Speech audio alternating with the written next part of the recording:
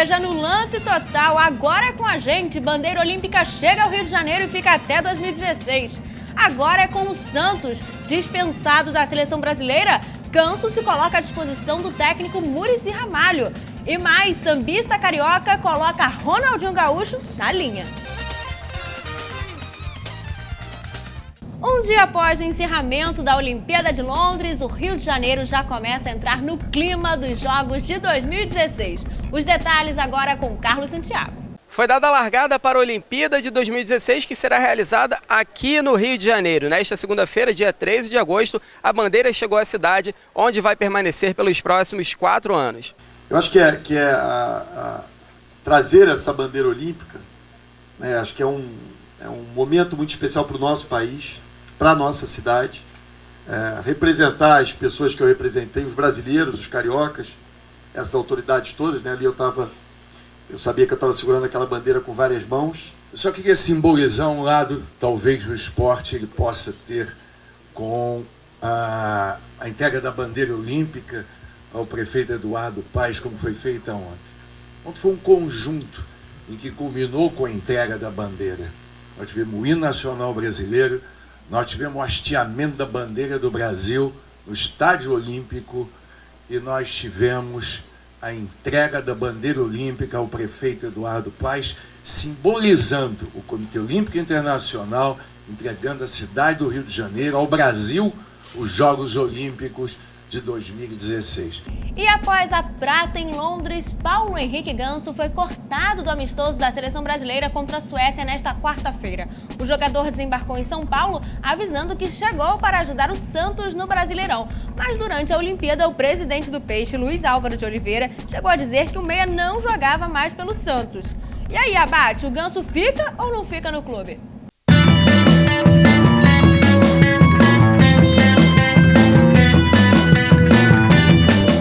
Olha, que situação engraçada ficou essa volta do Ganso, né? Porque ele saiu do Santos falando que não queria mais jogar pelo clube, falou que teria propostas, o Internacional era um dos interessados, mas ninguém chegou com o cheque, com o valor, nem perto do valor que o Santos pede.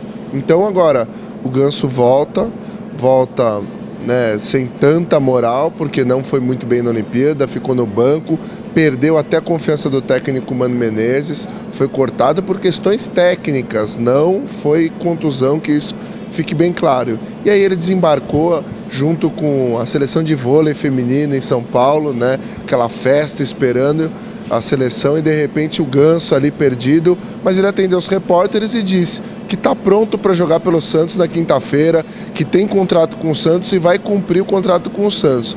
O Luiz Álvaro Ribeiro falou que ele tem que se decidir, porque cada hora ele fala uma coisa.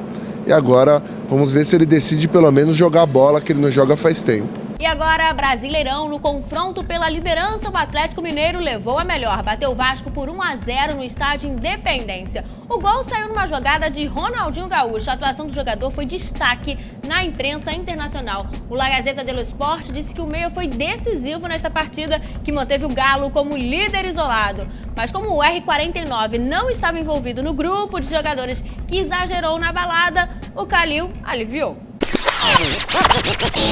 A cantora Juliana Pagung é a grande responsável pela fase mais light de Ronaldinho Gaúcho. De acordo com a coluna do jornalista Léo Dias, a sambista está morando com o craque na nova mansão dele em Lagoa Santa, próximo a Belo Horizonte. Ela, que é prima da ex-rainha de bateria Tatiana Pagung, deixou o Rio de Janeiro e os ensaios da banda para ficar pertinho do jogador.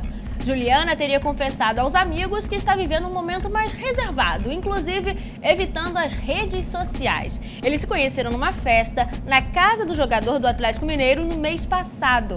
Quem conhece o casal aposta que R49 está muito apaixonado e até fazendo planos de formar uma família.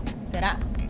E quem aproveitou a derrota do Vasco foi o Fluminense. O tricolor carioca ultrapassou o arquirrival na tabela do Brasileirão e é o novo vice-líder. Embalado, o Flusão só pensa naquilo, na ponta da tabela.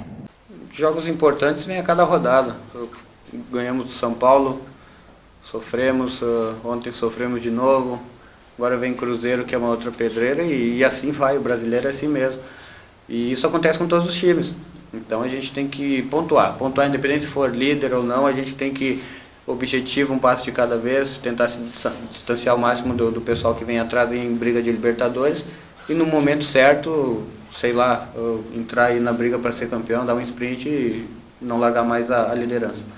Wagner Love foi eleito cara da 16ª rodada do Brasileirão pelo Diário Lance. Nos últimos 2 jogos, o atacante marcou 4 gols e chegou à artilharia do campeonato com 8 gols. Mas antes de bater recordes, os jogadores do rubro-negro só pensam no próximo jogo contra o Palmeiras e como parar os atacantes de lá, Obina e Barcos. O Obina todos nós conhecemos, né? Jogador de força, finaliza muito bem, e o Barcos muito inteligente. Ele se posiciona também muito bem, ele se movimenta muito bem e tem uma visão de jogo muito boa. Então a gente tem atenção, já estamos ali, a gente ali atrás já conversando, tentando achar uma maneira que a gente possa parar esse ataque do Palmeiras. O Timão voltou a vencer no Brasileirão. De virada, o Corinthians bateu o Curitiba por 2-1 no Couto Pereira. Já são 8 partidas sem perder no Campeonato Brasileiro após a conquista da Copa Libertadores. A defesa tem sido o destaque do time nesta temporada. Paulo André, o novo parceiro de Chicão na zaga, elogiou essa fase da equipe. Sem dúvida, né? O histórico recente mostra isso, a dificuldade depois de um grande título, de você retomar o padrão de jogo, de você conquistar pontos na competição, no Campeonato Brasileiro, principalmente pela dificuldade que é o campeonato, né? Você pega os últimos e você tem dificuldade de vencê-los, mesmo em casa. Após 2 derrotas consecutivas no Brasileirão, a última para o Grêmio no Morumbi, o São Paulo está em alerta. Em 7º lugar na tabela, agora o tricolor vê o G4 mais distante.